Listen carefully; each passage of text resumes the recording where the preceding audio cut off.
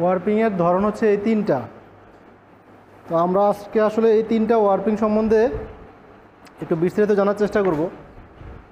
যেহেতু শিটে কিছু ইনফরমেশন দেওয়া আছে সেই জন্য আমি এখানে কনসেপ্টগুলো আগে ক্লিয়ার করবো, তারপরে আমরা শিট ধরে দেখা দেব। তো ওয়ার্পিং মানে কি এটা তো আমরা বুঝি। কেউ একজন বলো তো ওয়ার্পিং মানে কি পিছন থেকে? সুতা জড়ানো মানে তো ওয়াইন্ডিং।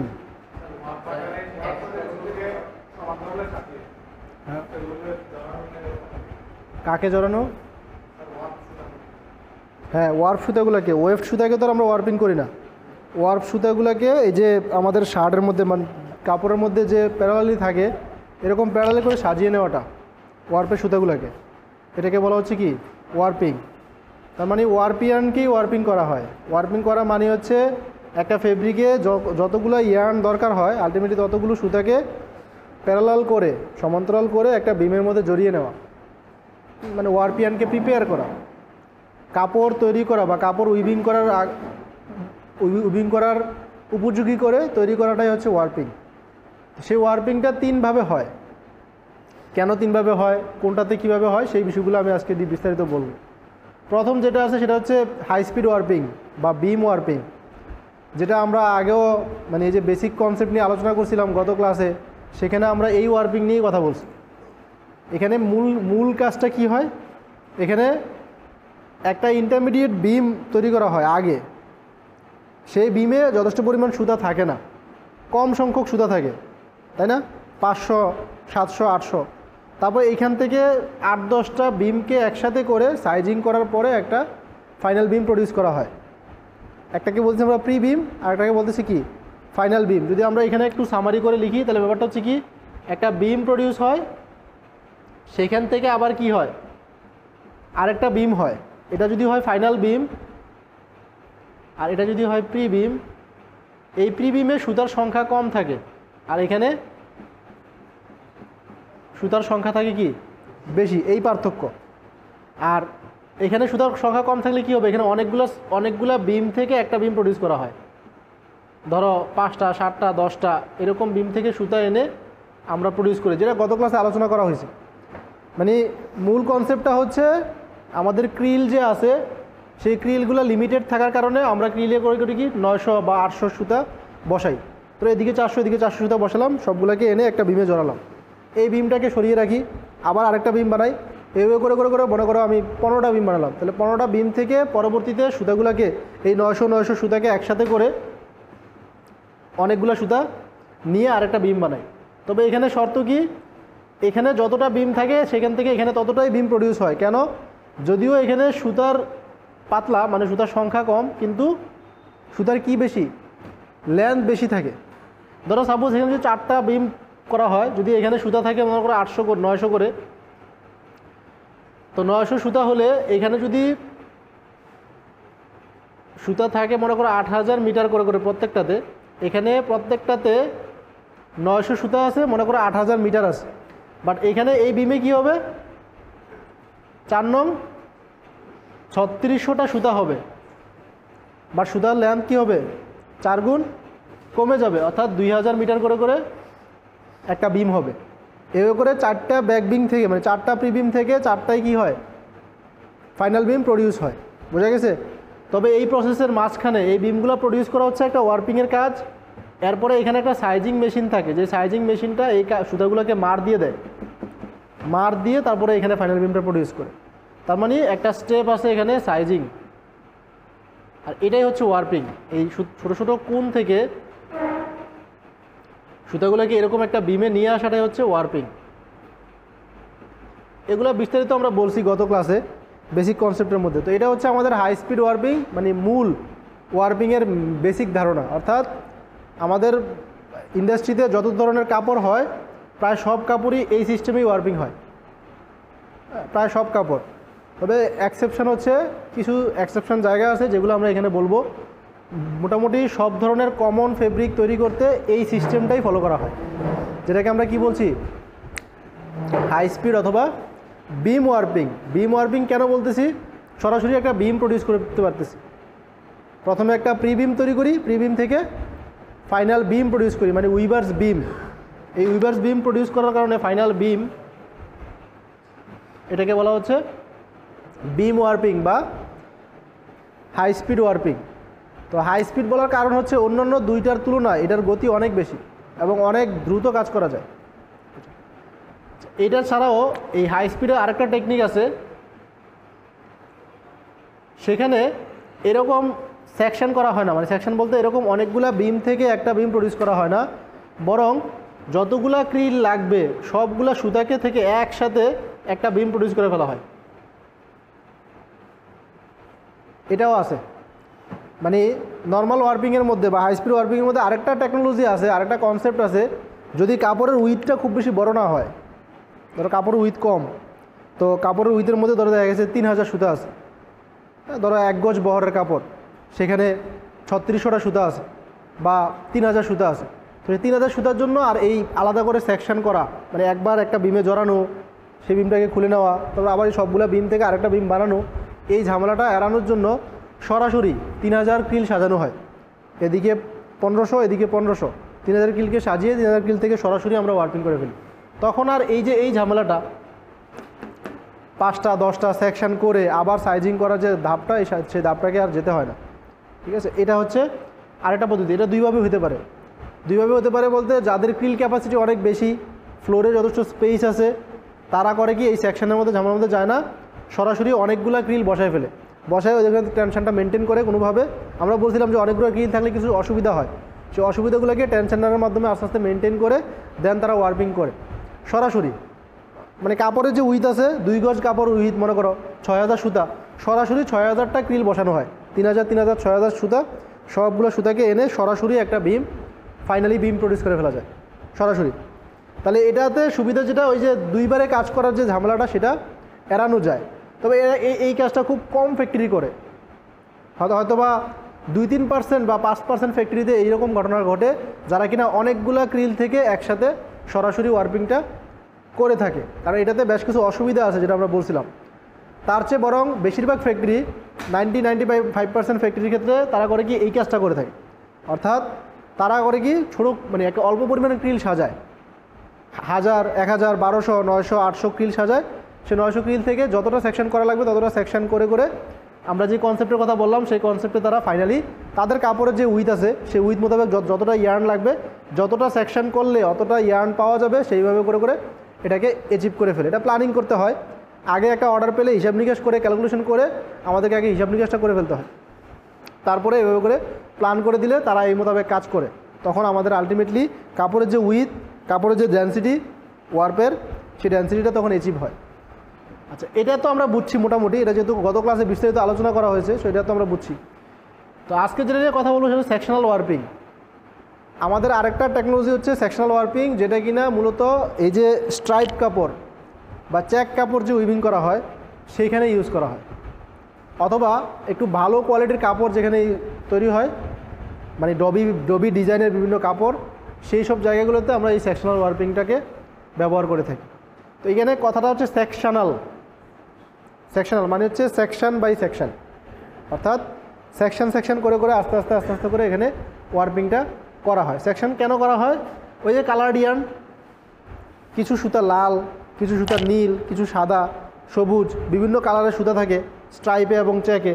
তো ওই কালারডিয়ানগুলোকে আলাদা করে সেকশন করলে হবে কি, তখন একটা কালারের সাথে একটা কালারের মিশে যাওয়ার প্রবণতা থাকবে না। এখনও এখানে একটা কাপড়ের মধ্যে ভুল থাকা একটা বিষয়, আর স্ট্রাইপ কাপড়ের মধ্যে ভুল হওয়াটা কিন্তু একটা বড় সমস্যা।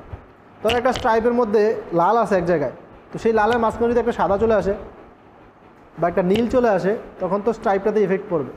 তো এই জন্য স্ট্রাইপের ক্ষেত্রে ব্যাপারটাকে আরও সফিস্টিকেটেড হওয়াতে, এটাকে আরও সেন্সিটিভলি ডিল করার জন্য মূলত সেকশন করা হয়। তো এটার কনসেপ্টটা কি? এটার কনসেপ্টটা হচ্ছে, আচ্ছা এখানে 2 ধাপে কাজটা করা হয়। 2টা ধাপ দেওয়ার উদ্দেশ্য হচ্ছে, একটা ধাপে কালারডিয়ানগুলোকে লেয়ারিং করা হয়, বিভিন্ন লেয়ারে সাজানো হয়, তারপরে এটাকে একটা সেকশন থেকে আরেকটা সেকশনে পরে একটা বিমেয়ে ট্রান্সফার করা হয়। কিন্তু এখানে কিন্তু এটা 2 ধাপে হওয়াটা জরুরি না। এখানে ধাপ যদিও 2টা, উপরে যেমন ধাপ 2টা দেখতে পাচ্ছি, কিন্তু আসলে 2টা ধাপের মধ্যে একটা ধাপ হচ্ছে ওয়ার্পিং, আর একটা ধাপ কিন্তু সাইজিং। যেহেতু এখানে সাইজিং হয়, সাইজিং হয়ে তারপরে বিমে চলে আসে। তো এই যে দুইটা ধাপ এখানে দেখতে পাচ্ছি ঠিকই, বাট এখানে দুইটা ধাপের মধ্যে একটা ধাপ কিন্তু ওয়ার্পিং, আর একটা ধাপ কিন্তু আসলে সাইজিং হওয়ার সময় তখন আমরা ওই যে নাম্বারটাকে বাড়িয়ে ফেলি, সুতার সংখ্যাগুলোকে বাড়িয়ে ফেলি। কিন্তু ব্যাপারটা এরকম না যে এটাও দুই ধাপে হয়, কিন্তু এখানে সাইজিং কিন্তু আরেকটা অপারেশন, আরেকটা প্রসেস, আরেকটা কাজ যেটা ওয়ার্পিংয়ের সাথে সংশ্লিষ্ট না। কিন্তু ওই সাইজিং করার সময় বেসিক্যালি আমরা ওই যে ওয়ার্পিং করা সুতাগুলোর সংখ্যাকে বাড়াই। তার মানে এটা না যে আমরা এই ধাপে, এই দ্বিতীয় ধাপে সাইজিং ধাপে এনে এই ওয়ার্পিং করি, তা না। ওয়ার্পিং তো আগেই করি, এখানে যে সুতা জড়াচ্ছি কোণ থেকে, এটাই ওয়ার্পিং। ওয়ার্পিং করার পরে দেন সুতার সংখ্যাটা কম হওয়ার কারণে সেই সংখ্যাটাকে আমরা শুধু বাড়িয়ে দিচ্ছি। তার মানে এটা মানে এই না যে দুই ধাপে কাজ হয়, এক ধাপেই কাজ হয়। আমরা সরাসরি কোণ থেকে সুতাকে একটা বিমে জড়িয়ে ফেলি, এটাকেই ওয়ার্পিং বলতেছি আমরা। আর এখানে তো সরাসরি করি, একেবারে সরাসরি কাজটা করি।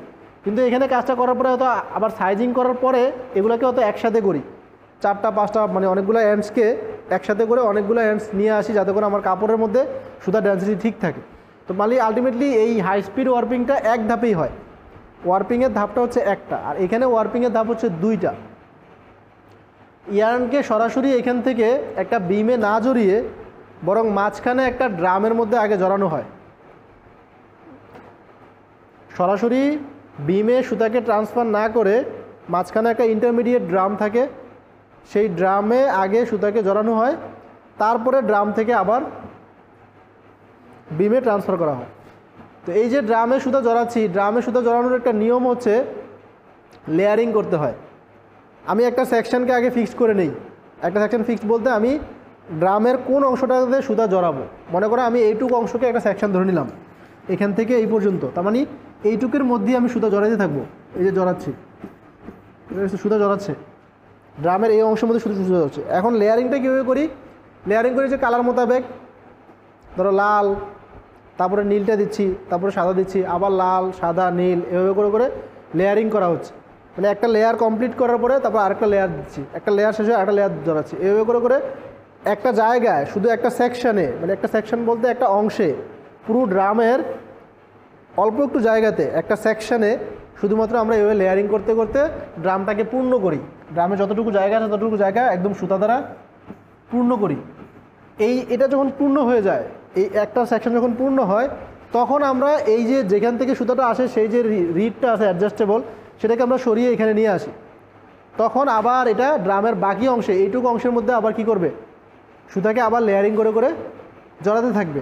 তারপরে আবার আমরা ডানে সরিয়ে দিই। এভাবে করে অনেকগুলো সেকশন করে একটা ড্রামের মধ্যে ছোট ছোট সেকশন করে করে করে করে লেয়ারিং করে কালার ইয়ার্নগুলোকে একটা একটা করে করে পুরো ড্রামের মধ্যে জড়ানো হয় আগে। এইখান থেকে পরে নিয়ে আবার আমরা বিমে জড়াই। বিমে জড়ানোর সময় আমরা খেয়াল করি যে আমার সিস্টেমটা কি ছিল, মানে আমার কাপড়ের মধ্যে সে কীভাবে থাকবে, কাপড়ের মধ্যে কয়টা লাল সুতা থাকবে, তারপরে কয়টা সাদা সুতা থাকবে, তারপরে কয়টা নীল থাকবে, সেই মোতাবেক আমরা এখান থেকে লেয়ার থেকে ওই যে একদম আপার লেয়ার, একদম টপ লেয়ারটা থেকে আগে সুতা খুলি, তারপর তার নিচেরটা, এখান থেকে সুতা খুলে তারপর আমরা এখানে নিয়ে আসি। তো এখান থেকে নিয়ে আসার সময় ওই যে সিকোয়েন্সটা, কয়টা লাল, কয়টা সাদা, কয়টা কালো, এই জিনিসটা মেনটেন করা যায়। কেন মেনটেন করা যায়? কারণ আমি যখন সেকশন করেছি, সেকশন করা বলতে মনে করো আমি এইটুকুর মধ্যে একটা সেকশন করলাম। এবার এইটুকুর মধ্যে সেকশন করলে এইটুকুর মধ্যে তো আমার কয়টা কালো সুতা আছে, কয়টা সাদা আছে, কয়টা নীল আছে আমি জানি, এবং সেই মোতাবেক অতগুলো কালার দিয়েই কিন্তু আমরা সেকশন 1-এ লেয়ারিং করেছি। বুঝা গেছে? তার মানে এখান থেকে যেটা আসবে সেটা এখানে এসে ওই যে সিকোয়েন্সটা, সাদা কালো লালের যে সিকোয়েন্সটাকে মেনটেন করে আমরা বিমের মধ্যে জড়িয়ে ফেলবো। অর্থাৎ কাপড় তৈরি করতে গেলে স্ট্রাইপ কাপড় বা চেক কাপড়ের যে প্রাথমিক ধাপটা ওয়ার্পিয়ানগুলোকে সাজানো, সেই কাজটা আমাদের এখানেই কমপ্লিট হয়ে যাবে। আমরা লোমে গিয়ে শুধুমাত্র ওয়েফট্রিয়ানকে পাস করব। সেখানে তো আর এই সুযোগ থাকবে না যে এই সুতাটাকে এখানে নিয়ে যাই, এটাকে এখানে নিয়ে যাই। এই সুতা যেটা যেখানে থাকার সেটাকে সেখানেই আগে থেকেই সাজিয়ে নিতে হবে। আর এই সাজিয়ে নেওয়ার সুবিধার্থে কালারডিয়ানগুলোকে যাতে মিসম্যাচ না হয়, এই সুবিধার্থে মূলত দুই ধাপে একটা ড্রামে নিয়ে লেয়ারিং করে সেকশন ওয়াইজ ওয়ার্পিং করা হয়। একটা সেকশন কমপ্লিট হলে তারপর আরেকটা সেকশন। বুঝতেছো অনেক স্লো হবে কাজটা, স্লো হবে। একে তো দুই ধাপে, তার উপর আবার তুমি একটা সেকশনে যখন জড়াচ্ছ তখন আর বাকি সেকশনে কিন্তু কিছুই করতেছো না, অল্প কিছু সুতা নিচ্ছ, 200-300 সুতা নিচ্ছ। তো 200-300 সুতা নিয়ে তুমি একটা সেকশনে জড়াচ্ছ, আবার 200 সুতা নিয়ে আরেকটা সেকশনে জড়াচ্ছ। তাহলে কতগুলো সুতা থাকে একটা কাপড়ের মধ্যে? ধরো 2 গজ বহরের কাপড় হলে তাহলে মোটামুটি এখানে 7,000 সুতা আছে বা 7-8,000 সুতা আছে। তাহলে 200-200 করে করে 8,000 সুতা করতে গেলে তার মানে ওয়ার্পিং করতে গেলে তোমার কতগুলো সেকশন করতে হবে এবং কত স্লো হচ্ছে কাজটা, বুঝতেছো তো? 200 সুতাকে তুমি একবার জড়াচ্ছ আর কোনো কাজ করতেছো না, পুরো ড্রামটাকে কিন্তু ঘুরাচ্ছ ঠিকই, তারপরে আবার আরও 200 সুতা, তারপরে আবার আরও 200, এভাবে করে 200 করতে করতে তোমাকে কত 40টা সেকশন করলে তখন তুমি 8000 সুতা পাবা নাকি? 200 × 40, হ্যাঁ, তো 40টা সেকশন করতে হবে তোমাকে। 40টা সেকশন করলে দেন তুমি 8000 সুতা পাবা, যেটা দিয়ে 2 গজ উইথের একটা কাপড় তখন প্রডিউস হবে। তো তার মানে এটা শুধুমাত্র করা হয় হচ্ছে একটু দামি কাপড়ের জন্য, ডবি ডিজাইনের কাপড়ের জন্য, এবং কালার ডিয়ান যদি থাকে তখন। আর কালার ডিয়ান ছাড়া আরও একটা স্পেশাল ক্ষেত্রে এটা ইউজ করা হয় যখন প্লাই ইয়ার্ন ইউজ করা হয়। কিছু ক্ষেত্রে থাকে যে 2টা সুতা থাকে প্লাই করা ওয়ার্পে, কিছু কাপড় থাকে যেমন পপলিন, অক্সফোর্ড, এরকম কিছু কাপড় আছে যাদের বৈশিষ্ট্য হচ্ছে ওয়ার্পের সুতাগুলা প্লাই করা থাকে। তো প্লাই ইয়ার্ন হলে নর্মালি সাইজিং করা লাগে না, কারণ প্লাই ইয়ার্ন এমনিতেই শক্তিশালী। একটা সিঙ্গেল ইয়ার্ন তো দুর্বল, বাট প্লাই ইয়ার্ন হলে এমনিতেই একটু স্ট্রং থাকে। তো এই জন্য এটা কিন্তু আমাদের এখানে কোনো সাইজিংয়ের কথা বলা হয়েছে নাই, তাহলে সাইজিংটা কোথায় গেল? কাপড়ে মারটা কোথায় দেওয়া হবে? তাহলে এই স্টেপে মার দিতে হয় না। মার যদি দেওয়া লাগে বা দরকার হয় সুতাতে মার দেওয়ার, তাহলে সেটা আগেই দিয়ে নিতে হবে। এই যে সুতাগুলো আছে এইগুলাকে মারের দ্রবণে চুবিয়ে যখন ডাইং করব, যেমন ওয়ার্প এইটা কোন ধরনের ফেব্রিকের জন্য হয় সেকশনাল ওয়ার্পিংটা? স্ট্রাইপ আর চেক কাপড়ের জন্য। তাই স্ট্রাইপ চেক কাপড়ে কি এক কালারের সুতা থাকে? কালার থাকে। তো এই সুতাটাতে রঙটা কীভাবে আসে? ইয়ার্ন ডাইং করতে হয়। ওই যে ইয়ার্ন ডাইং যেখানে হয়, ইয়ার্ন ডাইংয়ের পরেই সেখানে মারটা দিয়ে দিতে হয়। মানে সুতা যখন ডাইং হবে, নীল সাদা প্যাকেজ ডাইং আর কি, প্যাকেজ ফর্মে ডাইং, সরাসরি প্যাকেজটাকে ডাইবাতে চুবিয়ে দেওয়া হয়, চুবিয়ে দিয়ে প্যাকেজ ডাইং মানে হালকা করে ওয়াইন্ডিং করে। ওই প্যাকেজ ডাইংয়ে তো আমরা বলছিলাম ওয়াইন্ডিংটা হতে হয় স্ল্যাক, যাতে করে রং প্রবেশ করতে পারে। তো এরকম পারফোরেটেড ড্রামে ওয়াইন্ডিং করে সেটাকে ডাইবাতে চুবিয়ে দিলে ইয়ার্ন ডাইং হয়ে যায়। তো ওই ইয়ার্ন ডাইং করার পরে সেখানে ডাইং করার পরে সাইজিং করা হয়, সাইজিং তারপর ড্রাইং। তো তাতে করা হয় কি, সাইজ দেওয়া লাগলে সাইজিংটা আগেই হয়ে যাচ্ছে, দেন তুমি এখান থেকে সরাসরি একটা ফাইনাল বিম পেয়ে যাচ্ছ, যে বিমটা তুমি লুমে বসিয়ে উইভিং করতে পারবা। তার মানে পরবর্তীতে আর সাইজিং করার কোনো সুযোগ নাই। তো সাইজিং থাকলে প্রসেসটা আগেই হবে অথবা এলিমিনেট হবে, হয় সাইজিং হবে না, অথবা সাইজিং দরকার হলে সেটা ডাইং করার পরে অথবা ওয়ার্পিংয়ের আগেই সাইজিং করে ফেলতে হবে। আর এখানে সাইজিংটা কখন হয়? ওয়ার্পিংয়ের পরে। এটাও একটা পার্থক্য এটার সাথে এটার, যেটা এক ধাপে কাজ হয় এটা হয় কি 2 ধাপে। এখানে সাইজিংটা হয় পরে, আর এখানে সাইজিং দরকার লাগলে সেটা আগেই করে নিতে হবে। আচ্ছা, যদি প্লাই ইয়ার্ন হয়, ডাবল প্লাই ইয়ার্ন হয়, অথবা খুব শক্তিশালী ইয়ার্ন, খুব ভালো কোয়ালিটির ইয়ার্ন এবং মোটা সুতা, তখন দেখা গেছে সাইজিং দরকারও হয় না। তো সেই ক্ষেত্রেও এই সেকশনাল ওয়ার্পিং করা হয়।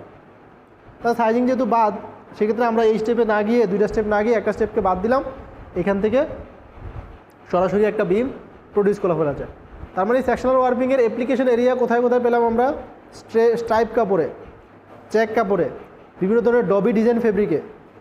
তারপরে যদি প্লাই ইয়ার্ন ইউজ করা হয় অথবা যদি মোটা সুতা ইউজ করা হয়, শক্তিশালী ইয়ার্ন ইউজ করা হয়, তখন আমরা সেকশনাল ওয়ার্পিংয়ের সাহায্য নিয়ে থাকি। আচ্ছা, সেকশনাল ওয়ার্পিংয়ের যে ড্রামটা থাকে, এই ড্রামের এই অংশটা একটু কনিক্যাল করা থাকে, ইনক্লাইন করা থাকে। কেন? যাতে করে আমাদের লেয়ারগুলো এসে আটকে যেতে পারে, একটা ফ্লাঞ্জ রাখা, একটা প্রান্ত রাখা, এই প্রান্তের মধ্যে এসে যাতে আটকে যায়। তো এই জন্য এখানে ওয়ার্পিং করার সময় হালকা ট্রাভার্স করতে হয়, হালকা ট্রাভার্স করলে এই ইনক্লাইন অংশে এসে একটা লেয়ার কমপ্লিট হয়, তারপর আরেকটা লেয়ার। তুমি বুঝতেই পারতেছো, এখানে যদি ইনক্লাইন না রাখা হতো তাহলে কিন্তু এই লেয়ারগুলো এখানে আটকে যেত না, লেয়ারগুলো কলাপস করতো। তো এই জন্য লেয়ারটা যাতে পাশের এটার উপর তোমার আরেকটা লেয়ার হবে, মানে এই লেয়ারটা শেষ হলে তো এখানে আরেকটা লেয়ার এটার উপরেই হবে। তো এই জায়গাটা যদি ইনক্লাইন থাকে, এই জন্য এই অংশটা ইনক্লাইন রাখা হয়।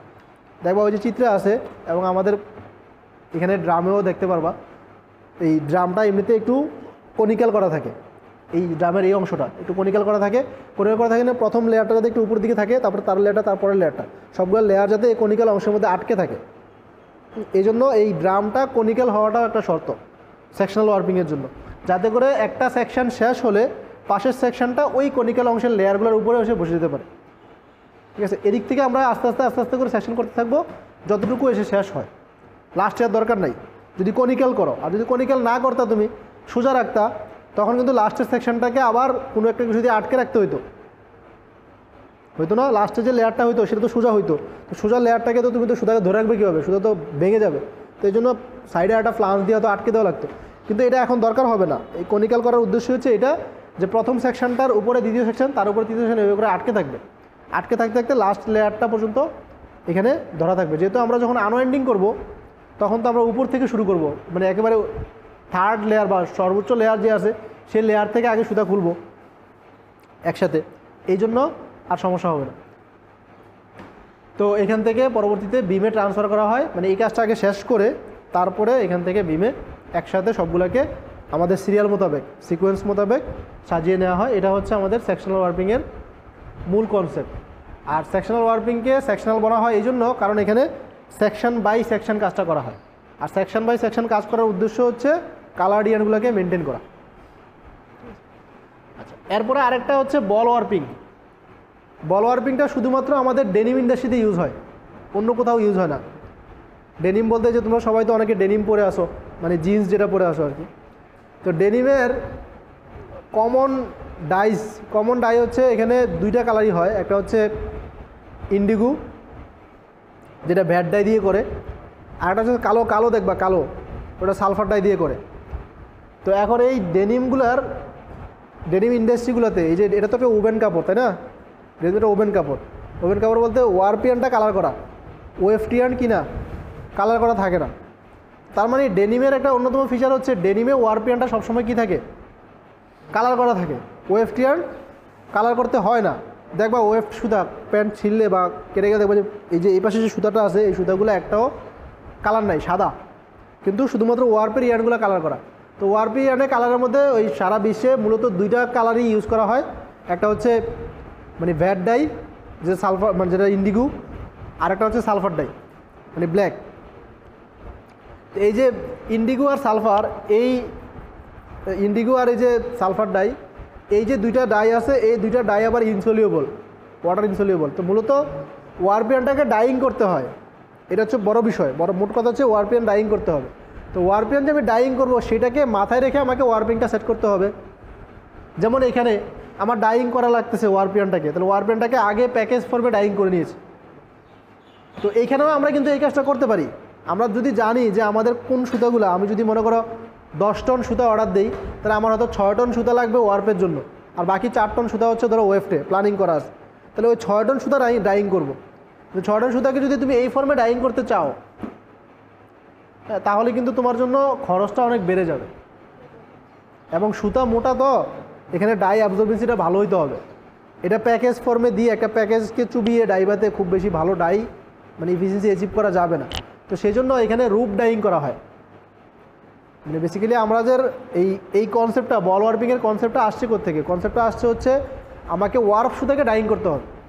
তো ওয়ার্প সুতাকে ডাইং করতে গেলে আমি তো এইভাবে ডাইং করতে পারি প্যাকেজ ফর্মে, বাট প্যাকেজ ডাইংয়ের চেয়ে আরও ইফেক্টিভলি করা যায় যদি আমরা রুপ ফর্মে ডাইং করি। তো যেহেতু ডেনিম ইন্ডাস্ট্রিতে এই যে সালফার ডাই দেখ বা ইন্ডিগো যেটা দেখ, দুইটা ডাই যেটা দেখ না কেন সেটা দিয়ে তারা রুপ ফর্মে ডাইং করে, একটা রেসিপির মাধ্যমে রুপ ফর্মে ডাইং করে। সেই জন্য ওই রুপ ডাইংটাকে ফিট করার জন্য, মানে রুপ ডাইংয়ের সাথে মিলিয়ে নেওয়ার জন্য আমাদেরকে বল ওয়ার্পিং করতে হয়। রূপ তো বুঝো, রূপ মানে কি? রূপ মানে কি? না রূপ না, রূপ।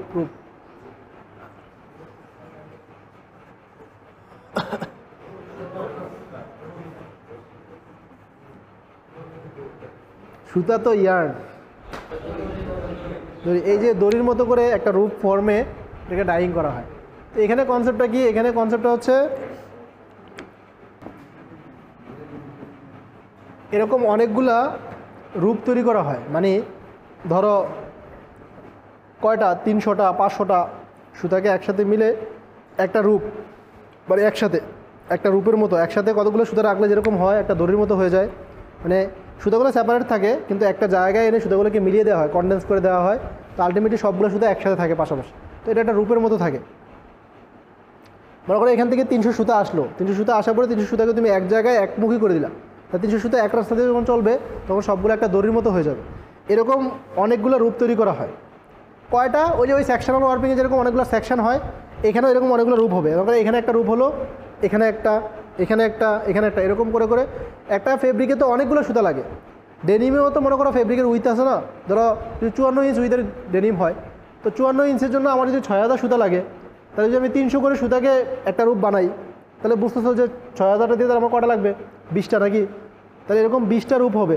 এই 20টা রূপকে একটা কন্টিনিউয়াস সিলিন্ডার আছে, সেই সিলিন্ডারের মধ্যে পাশাপাশি রাখা হয়। একটা রূপ পেঁচালাম, তারপর আরেকটা রূপ, এই রূপগুলোকে আবার সেপারেটের মাধ্যমে সেপারেট রাখা হয়, যাতে একটা রূপের সাথে একটা রূপ না মিশে যায়। বোঝা গেছে? তারপরে এইগুলাকে সিলিন্ডার থেকে সামনের প্রসেসে ট্রান্সফার করা হয়। সামনের প্রসেসটা হচ্ছে ডাইং চেম্বার, যেখানে এই রূপ ফর্মে ডাইং হবে। এই রূপগুলা সামনে এগিয়ে ডাইবাতে চুবানো হবে কেমিক্যাল সহ, নির্দিষ্ট কেমিক্যালে, মানে ওখানে তো হাইড্রোস ইউজ করা হয় যেহেতু ইনসলিউবল ডাই। তো ডাইং করে দেন আমরা এটাকে ড্রাইং করে তারপরে এখান থেকে একটা লক বানানো হয়, মানে আগে লক থেকে তারপরে আমাদের বিমে ট্রান্সফার করা হয়। এটা হচ্ছে আমাদের বল ওয়ার্পিংয়ের কনসেপ্ট। তো বল ওয়ার্পিংয়ের কনসেপ্টটা হচ্ছে জাস্ট কিছুই না, আমাদের সেকশনাল ওয়ার্পিং থেকে একটু ভিন্ন। সেকশনাল ওয়ার্পিংয়ে আমরা একটা সিলিন্ডার তৈরি করি এবং আগে ডাইং করে ফেলি। সেকশনাল ওয়ার্পিংয়ে আমরা একটা ড্রামে নিয়ে যাই, তো ড্রামের আগে কিন্তু আমরা ডাইং করে ফেলি। কিন্তু এখানে বল ওয়ার্পিংয়ে আমরা এটা করি না। বল ওয়ার্পিংয়ে আগে একটু ওয়ার্পিং করে নেই, মানে ওয়ার্পিং তো করি না, আগে একটা রূপ বানিয়ে নেই। রূপ বানানো মানে হচ্ছে একসাথে অনেকগুলো সুতাকে মিলিয়ে নেওয়া, একটা দড়ির মতো করা। অর্থাৎ সুতাগুলো যদি মনে করো এরকম থাকে, তাহলে তো ছড়িয়ে থাকবে, ছড়িয়ে না থাকে একসাথে করে দেওয়া। 300 সুতা এরকম থাকবে ছড়ানো, এটাকে আমি এক জায়গায় করে দেবো, একটা রূপ বানানো, আরেকটা রূপ, এরকম অনেকগুলো রূপ হবে। যেটা কয়টা হবে সেটা তো ডিপেন্ড করবে ফেব্রিকের উইথের উপর। তো যতগুলো রূপ হবে সেই রূপগুলো একটা সিলিন্ডারে জড়ানো হবে। সেই সিলিন্ডার থেকে দেন এই সিলিন্ডার থেকে একটা লক বলা হয় আর কি, একটা লক প্রডিউস করা হয়। সেই লক থেকে দেন আমরা ডাইং চেম্বার হয়ে তারপরে আমরা ফাইনালি একটা বিমে সুতাগুলোকে নিয়ে যাই।